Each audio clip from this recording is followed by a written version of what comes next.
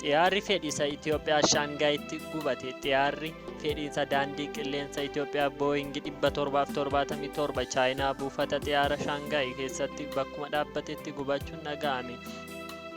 Daandiin qilleensa Itoophiyaa ibsa fuula Tiwiitara isaa irratti baateenis xiyyaarri fedhiisa kaargoo kun hojii isaa idileef Shaangaay irraa ka'ee gara Finfinneerra goruun gara Sao Paulo Santiagotti balali'uuf osoo fe'ataa jirutti ibidditti qabatee jedheera. Daandiin qilleensa Itoophiyaas qaamolee ilaallatu waliin tumsuudhaan balaa ibiddaa dhalate sana dhaabsisuun danda'ameera jedheera. Hojjettoonni balaa kanaan miidhaman akka hin jirres dhaabbatichi ibseera.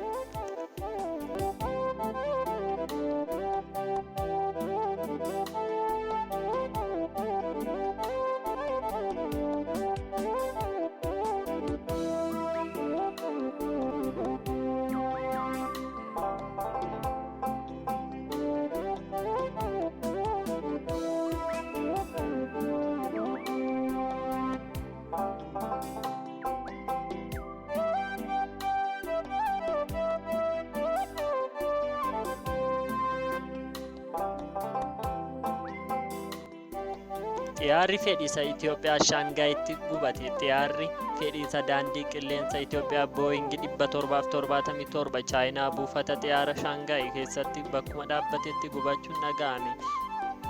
Daandiin qilleensa Itoophiyaa ibsa fuula Tiwiitara isaa irratti baateenis xiyyaarri fedhiisa kaargoo kun hojii isaa idileef Shaangaay irraa ka'ee gara Finfinneerra goruun gara Sao Paulo Santiagotti balali'uuf osoo fe'ataa jirutti ibidditti qabatee jedheera. Daandiin qilleensa Itoophiyaas qaamolee ilaallatu waliin tumsuudhaan balaa ibiddaa dhalate sana dhaabsisuun danda'ameera jedheera. Hojjettoonni balaa kanaan miidhaman akka hin jirres dhaabbatichi ibseera.